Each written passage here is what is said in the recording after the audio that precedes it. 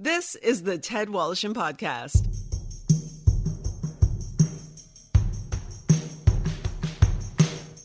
Brought to you by Halenda's, the meat people. Enjoy their award-winning products at selected Metro, Sobeys, Fortino's, and Foodland locations. Halenda's, the way sausage should taste. And Tom's Place. For the finest in men's clothing at unbeatable prices, it's Tom's Place at 190 Baldwin in the heart of Kensington Market. Tom's Place will suit you. And now, here's Ted Wallison. This week we take a look at Great Lakes Untamed. Now this is a fascinating three-part documentary showcasing the 5 Great Lakes of North America, which incidentally is the largest freshwater ecosystem on Earth and home to more than 3,500 plants and animals. It's really quite amazing. Great Lakes Untamed airs Monday, 9 p.m. on TVO, and you can see it on TVO Today and YouTube as well. And joining me this week is one of the writers and directors, Dr. Ted Oakes. Welcome, Ted, to the program. Thanks for taking the time, and congratulations to you and your team. It's a fascinating documentary, as I'd mentioned in the outset. The cinematography just blew me away. In fact, I couldn't tune away from it. It was like I was in a science class in high school, but I actually cared and paid attention and wanted to be there. Oh, thank you very much. I'm glad you enjoyed it. Let's talk about the people that were involved, because it takes a lot of people to put together this kind of a project over a long period of time. Let's mention who the main characters are. I mean, we've had over 150 people work on the TV series, so it would be hard to name them all. But I'll start with Merit Motion Pictures. Merritt Jensen Carr of Merit Motion Pictures in Winnipeg was my partner and big partner on the project. We had the former head of Discovery Channel, Phil Fairclough, in the U.S. We had 2, as you say. I'm glad you mentioned the cinematographers, because we had some of Canada's best cinematographers and directors. Nick DePontier in Toronto was just a genius behind the camera. Was he not involved with the recent CBC Summit 72 series as well? Yes, and which was another great series. Yeah, no, he exactly. He was involved in that as a director. And we had Jeff Morales in BC, who worked for National Geographic for years. So we've had First Nations researcher Siobhan Toulouse. We've just had a fantastic team of people, mostly in Toronto, but elsewhere. Yeah. This may sound like a simplistic question, but where did the idea come from? I don't know if you remember, Ted, but people of our generation often were wheeled out in school to see a film called Paddle to the Sea. It was a National Film Board film made by a guy called Bill Mason. And he, growing up in Ottawa, he's the only person I ever heard of that he was nominated for an Oscar, that film. And I happened to meet him when I was out snowshoeing as a little kid in Ottawa, north of Ottawa. And that was in the early 70s.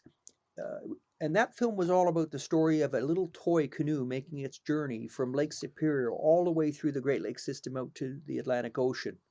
And I remember seeing it in school, and it just burned itself into my memory about how fantastic the lakes were. And in 2014, I was in a little community center. I just was going to a little talk, and I just happened to be in a tiny town in a little community center, and I found the canoe. And the actual toy canoe, the prop from this Oscar-nominated film, was sitting in a dusty cabinet. And I thought, boy, it's time to do the Great Lakes again. Yeah. Well, and we take them for granted, because they're in our backyard, and yet they're responsible for supplying drinking water for more than 40 million people. And when you think of the necessities that we seem to have or desire in our lives, 2 things pop into my mind. Water, obviously, is one of them. I mean, fresh air, but also oil, because we're so reliant on oil, and you see what kind of problems that has caused in the world, where countries invade other countries to get their oil. And I mean, are we ever going to be in that position, or am I being paranoid? Well, this is a sort of an ongoing paranoia of both Canadians and also of Americans in the Great Lakes states that depend upon the Great Lakes, because basically we're in a planet that's short of fresh water, the clean fresh water, and the there's very little water in the U.S. west of the Mississippi, and they have a water crisis. So the nearest source of water is really the Great Lakes, and there are concerns about that.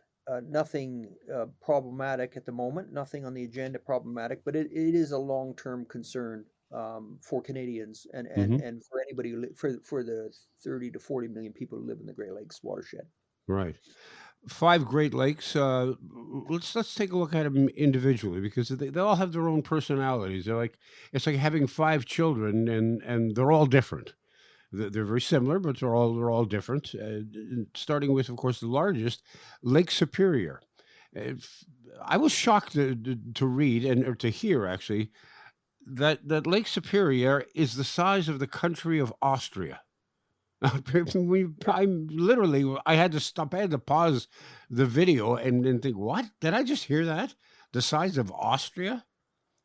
Well, people can't get their heads around the size of any of the five Great Lakes. I mean, I took a British film crew to Lake Superior to make a film for the BBC several years ago, and I had the crew standing on the shore of Lake Superior, and we were working for the day near a waterfall that was entering Lake Superior, and they kept calling it the ocean, and I had to repeat, it's not the ocean, it's a lake, and they Yeah, kept referring to the ocean. I said it's not the ocean, it's a lake, and they could not conceive. A British person couldn't conceive of a lake that large, yeah, and that's been one of the challenges of the series is really just to try and get people to understand the scale yeah. of not only the five lakes but the watershed as a whole.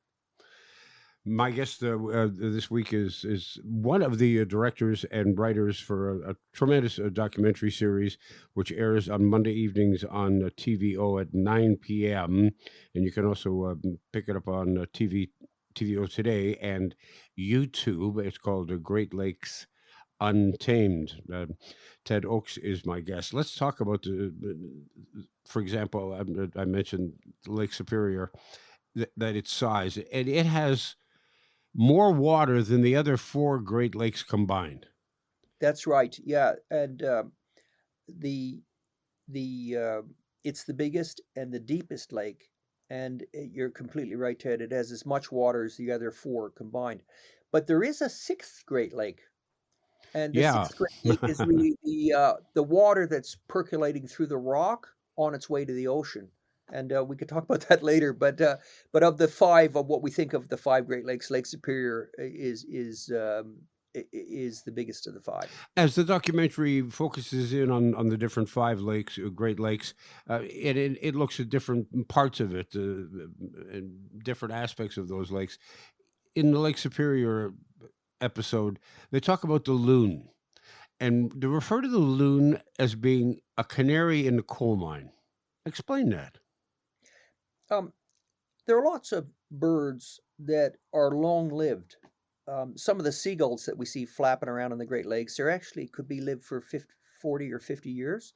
And loons are very long-lived birds. So not quite as long-lived as people, but not far off of it. And so they eat fish. And for the people, and if people eat fish from the Great Lakes, then they'd be subject to the same things that the loons would be. Now, in the 1970s, some of Hmm. the water birds in the Great Lakes started getting deformities from the toxic pollution that was being thrown into the Great Lakes. Right. And of course, that would, had that carried on, and there was some evidence that it was starting to affect human beings in the same way. They were getting twisted bills and physical deformities and having problems laying eggs or hatching young. So, a lot of these, we you see a seagull and you take it for granted and think nothing of it, but they're actually very long-lived animals, as are loons, which are beautiful, and so if they start having problems, then you know that humans are going to start having problems. Right. We moved to Lake Michigan, which is a major shipping lake. It's also the home to sand dunes, which is not something that you would expect whatsoever. Yeah, Lake Michigan has got the tallest sand dunes in a freshwater sand dunes in the world. So they're, we think of sand dunes as something that are by the ocean or in the Sahara Desert. But Lake Michigan has sand dunes, and I think from memory they're up to 350 feet high. They just come right out of the lake, these giant dunes, and the dunes are amazing. The dunes shift with the wind, and they've even swallowed whole towns. There's whole ghost towns that have been buried by the sand dunes on the eastern shore of Lake Michigan. There's an invasive species that's worrying a lot of scientists who pay attention to Lake Michigan, and that's a fish called a silver carp, which is originally from Asia. It has no stomach and consumes 40% of its body weight each day. Why is it such a concern? The Because silver of the carp, amount that it eats? well, silver carp were introduced to fish farms in the southern states to try to clean algae out of the fish farms Yeah. and eat some of the plants that they didn't want out of the fish farms. And they escaped, as you could imagine, from the fish farms, and they've been working their way up the Mississippi. And silver carp have no native predators. They can get up to, I think, up to 60 pounds, but they have this slightly terrifying. So wherever they go, they decimate the local fish fauna. Yeah. We have hundreds of species of fish in North America, and silver carp eat everything out of house and home. But the big threat to humans is that if you're driving a boat, they jump. If they hear a boat coming, they jump out of the water. And there've been people that could weigh up to 60 pounds. Yeah. And there've been people that have been seriously injured by. It sounds funny, but it isn't. If you look at No, the no, video no. for fish jumping, you basically you have a hard time driving a boat safely wherever there's silver carp. Well, So there's they're not in the Great Lakes yet, but they've been found only 7 kilometers from Lake right. Michigan. Yeah. So, There's one sequence where there's some scientists and they've got these electric uh, uh, jolts. They put it into the water, submerge into the water, and then they fire this button, and then you see these fish come flying out of the water. That's what you're talking about, and the size of those things. And if you're moving in a boat, you're going 20, 30 knots an hour, whatever it happens to be. One of those things comes and hits you in the head. Literally, it can kill you. yes, I'm not aware of anybody been killed, but people have been injured by them, and seriously injured by them. And of course, we think of it from a human perspective of what it would do to us, but it's Yeah, what they're doing under the water that is a major, major issue. And they're yeah. in the Illinois River, which connects to Lake Michigan, and they've created an electric. Spent millions and millions of dollars creating electric barriers to try and prevent the silver carp from entering the Great Lakes. But they're only one. There was a point that there was a new invasive species being brought to the Great Lakes every 2 weeks, and from mostly in the bilge water of international ships. Hmm. And so that's been sort of more controlled now. But there are hundreds of invasive species, Yeah, from usually from the Caspian Sea, that have entered the Great Lakes. Zebra mussels or quagga mussels are examples of those. because And we're talking here about threatening a $7 billion fishing industry. yeah, but That's a it's lot of not. livelihoods. That's not just it's not just the commercial and sport fishing industry, but it's also boating industry, Hmm. uh, all sorts of threats. So silver carp are something that the governments on both sides of the border need to be very aware of, and take more action Right. in regards to. Now we look at Lake Huron. Lake Huron, if you're a diver, Lake Huron is the place that you want to go because there's tons of shipwrecks, and there are 30,000 islands in Lake Huron. Just to give you an example, comparatively with the other Great Lakes, the other 4 Great Lakes have a total of about 5,000 islands. Lake Huron itself has 30,000 islands, and also one of the largest populations in North America of the black bear. Yeah, I mean, Lake Huron is weird for all the islands, and the reason is it has this mixture of hard and soft rock. So how the Great Lakes were formed when the giant Laurentide ice sheet advanced and retreated during the last ice age, it carved out the Great Lakes, and the north shore where the 5 lakes are is where the soft rock started. Hmm. So you can the lakes were you can know where the softer rock is by looking where the north shore of the lake starts. And that there was an ice sheet mile or 2 miles thick that was advancing and retreating several times and carved the lakes out. But Lake Huron has this fascinating geology where there's a mix of hard and soft rock that's all mixed up where the lake is, and so the Laurentide ice sheet um, couldn't carve out a lake in one fell swoop like it did with Superior. Hmm. And so what you've got is you've got these 30,000 islands. Many of them are unoccupied. Most of them are unoccupied by human beings, and so they create this great reserve for wildlife that rivals Yellowstone. Wow. Ted Woloshyn returns in a moment. Have you been tasked with the role of a state executor, or expected maybe in the future you will be? Well, if so, let me make your life a lot simpler by introducing you to my friend Debbie Stanley. Debbie is the founder of ETP Canada. They specialize in estate administration. Their goal simply is to help Canadian executors understand their role and how to deal with the loved one's estate. Let's face it, there's no school for this, but ETP Canada offers services such as executor support, estate accounting, and they have a new online course called Executor Ready. It's an engaging video designed to make estate administration easier and affordable. And those are two comforting thoughts during a stressful time. So call Debbie Stanley at 1-866 309-0387. That's 1-866-309-0387. Or you can get her at info@etpcanada.ca. That's info@etpcanada.ca. Well, fall's coming, the kids are back in school, and many of us are easing back into the office at least some of the time. But it is time to get back to work. Time to ditch the sweatpants, t-shirts, and put on some real work clothes. Dress for success.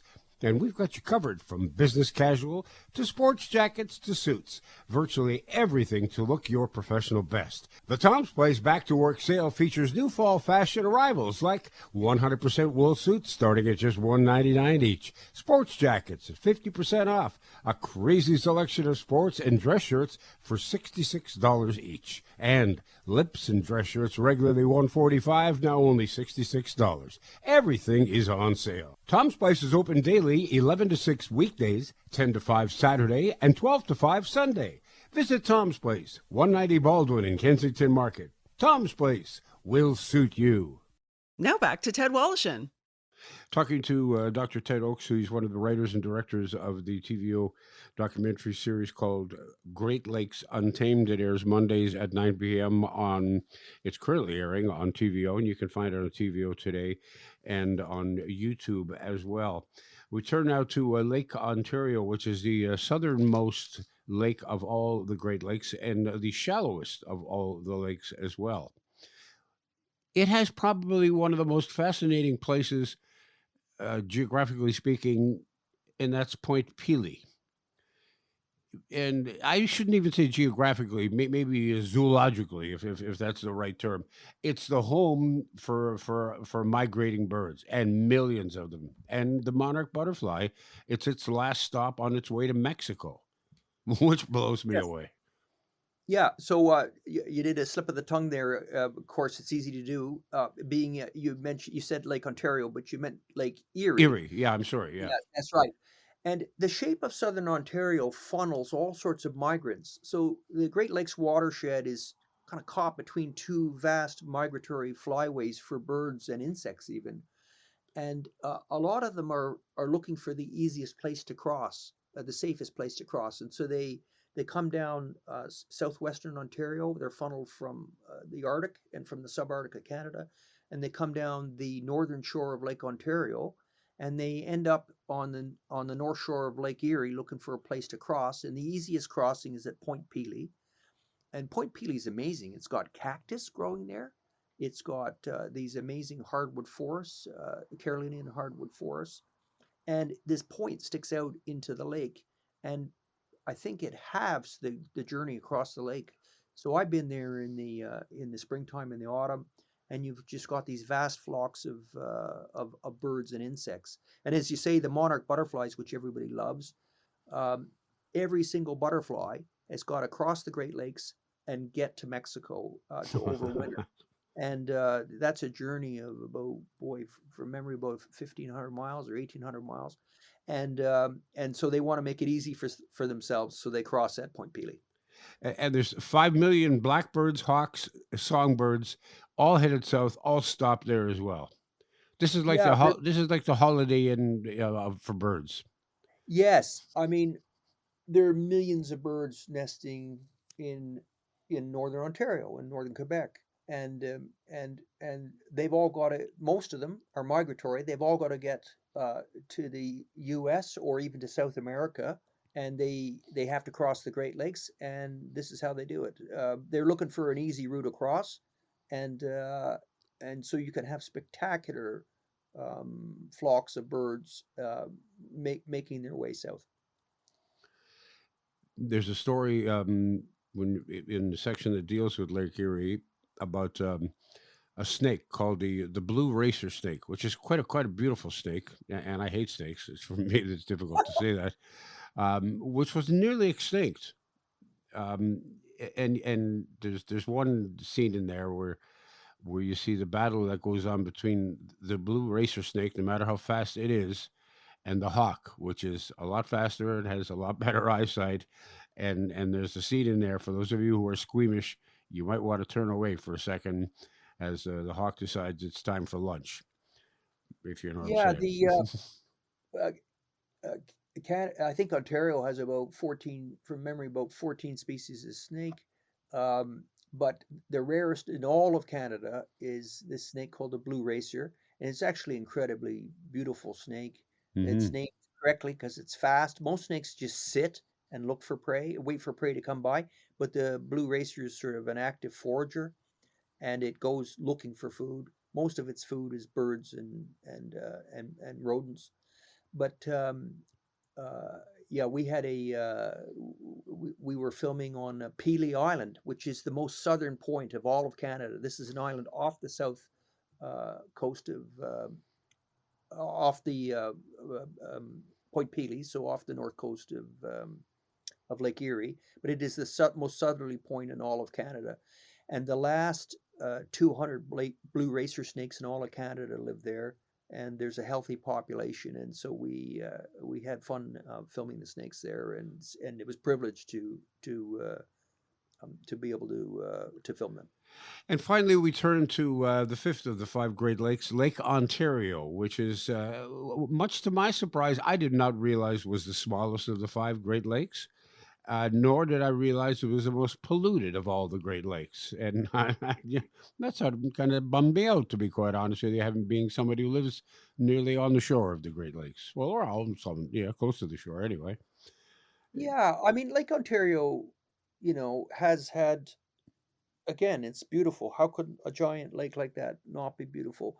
I mean, it's Lake Erie is on average depth of only about 30 meters. So Lake Erie is, we think of it as having, being historically the most polluted, and having algal blooms, these big algal blooms that you can see from space that come from uh, agricultural runoff, fertilizers and things put in the water. But Lake Erie has a turnover time of only, the water exchanges in Lake Erie and enters the lake and exits in only 2 years. Right. But Lake Ontario is actually quite a deep lake. It's not as deep as Superior, but it's one of the deeper lakes. And so what happens is the water is retained for many, many years in Lake Right. Ontario. The whole journey of water from Lake Superior out to the ocean takes about 3 centuries. Yeah, And that's a drop of amazing. water that ends up in Lake Superior may take at least 3 centuries before it arrives in the ocean. And but there's a long retention time in Lake Ontario, and it's the last of the lakes. So the what happens with the water that people drink in Toronto is affected by what people in Detroit and Chicago do. Hmm. Now, let's talk about Tommy Thompson Park, which is something that came by. Uh, Accidentally, really. I mean, it was not planned. In fact, what was planned by the province of Ontario didn't happen, and because of that, this huge landfill turned into this gorgeous park. And because of that gorgeous park, there's a bird that I'd never heard of before called a cormorant. Um, 30,000 of them now exist thanks to a ban on DDT, and they were almost extinct as well. Yeah, so when I was a kid, I was roaming around Ontario. You would very rarely see cormorants. They were there, but they were sort of rare. Um, and then, like bald eagles, no one ever saw bald eagles. The reason for this was DDT was thinning the Hmm. eggshell, for collecting in birds and collecting the fish and then ending up in the birds. And when DDT was banned, and Canada was late in banning DDT, but when DDT was banned, some of the birds started recovering, and we started seeing bald eagles again, and we started seeing more cormorants. And double-crested cormorants are native. They're a native species, but because people hadn't seen them for so long, they started to think, what are these new birds, and are they going to eat our fish? And but they've recovered, and in this landfill that was once a landfill, Tommy Thompson Park, where they didn't know where to put the building rubble, has become a nature reserve, a fantastic nature reserve, and it's the largest colony of this species on the entire planet. Yeah. And it shows you that, that line from Jurassic Park, nature will find a way. Like, if we give Well, nature a chance, it'll restore itself and recover. And we just have to be we just have to give nature a chance to restore itself and to recover. there's so many things that I learned during the course of watching this documentary, and I really recommend that people check it. It's called Great Lakes Untamed. It's on TVO Mondays at 9 p.m. You can also catch it on TVO Today and YouTube. Some of the things that I learned, for example, the raven, the bird, the raven. I didn't realize it's one of the most intelligent creatures around. I mean, it's a brilliant. It's as smart as a chimpanzee.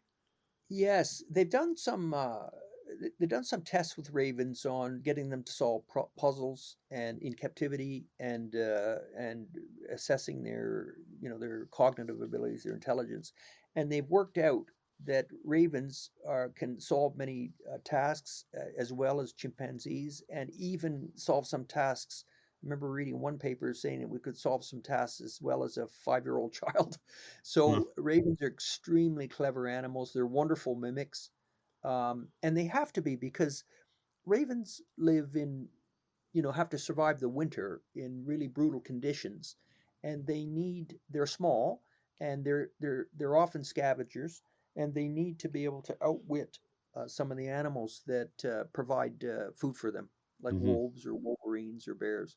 So yeah, so ravens are really, really remarkable animals, and hugely charismatic. Did you see the little they communicate? Did you see the little horns they put up? They got Yeah, these yeah. little crests they put up as they hop around and talk to one another. They're fantastic. But there's a whole sequence there how you see how they go after a deer that's trapped in the ice, and they get this deer eventually um, by utilizing wolves, really conning wolves into doing their work for them, so that they, at the end of the day, have something to eat themselves. Yeah, ravens have a there's a really fun scene that was filmed by Nick DePoncia and others in the northwest corner of the Great Lakes watershed, just northwest of Lake Superior. And in the scene, there are bald eagles and ravens and wolves all competing at a carcass.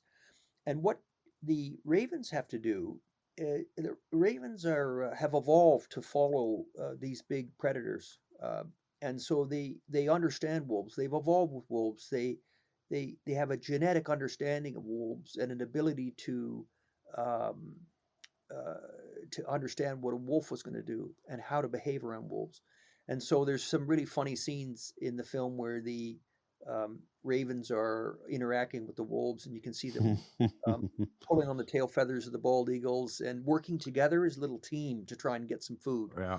But they have a variety of different types of calls, and when a raven finds a carcass, Sometimes they can't always get into the carcass because it's frozen, so they can squawk loudly and bring in other animals that can open a carcass up for them. So it's a bit like it's our Serengeti. It's a bit like vultures at the Serengeti, but Yeah. these are far more charismatic, far more fun, far more intelligent. Yeah, and you'll also see something which is quite amazing: glowing rocks. Oh yeah. Well, we had two things that were glowing. One thing we found, there was some new science that the flying squirrels on Yeah, the flying squirrels in North America glow in the dark, and you have to have a special light to see it.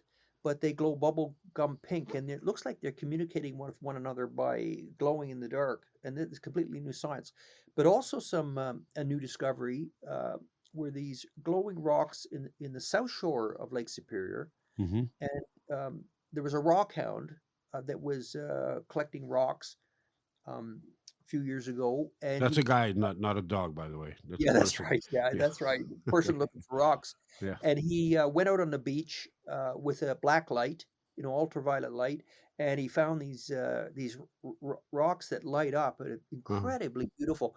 And he called them Hooper lights, and you'll see those in the documentary. But incredibly beautiful rocks that light up, amazing colors. And so that's a fairly recent discovery, and they come from just a tiny area north of Lake Ontario, Lake Superior. hmm All the Hooper Lights rocks, these glowing rocks, come from just a small area in about 200 to 300 miles north, and they were brought there by they were moved down south by the Laurentide ice sheet. Yeah, that's just a sampling that I've shared with you, that the doctor and I've shared with you, of things that you will hear and see that will amaze you. You will be gobsmacked at times, and you will truly be entertained. It is a fascinating three-part documentary titled "Great Lakes Untamed." It's on TVO. It's running now Mondays at 9 p.m. If you missed any of the episodes, you can check them out on TVO today and YouTube as well. And credit to Ted Oakes, one of the writers and directors, and to his crew for a great piece of entertainment. I thank you very much for your time this afternoon. It's been quite fascinating. Oh, Ted, I really appreciate your enthusiasm for the Great Lakes. It's a wonderful part of the world, and you might have some U.S.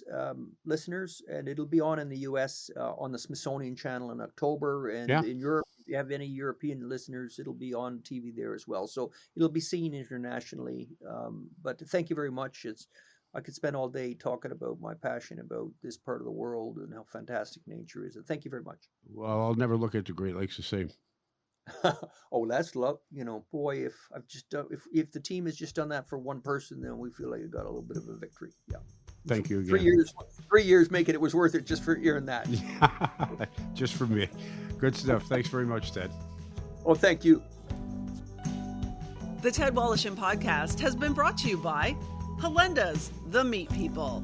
Enjoy their award-winning products at selected Metro, Sobeys, Fortinos, and Foodland locations. Halenda's, the way sausage should taste. And Tom's Place. For the finest in men's clothing at unbeatable prices, it's Tom's Place at 190 Baldwin in the heart of Kensington Market. Tom's Place will suit you.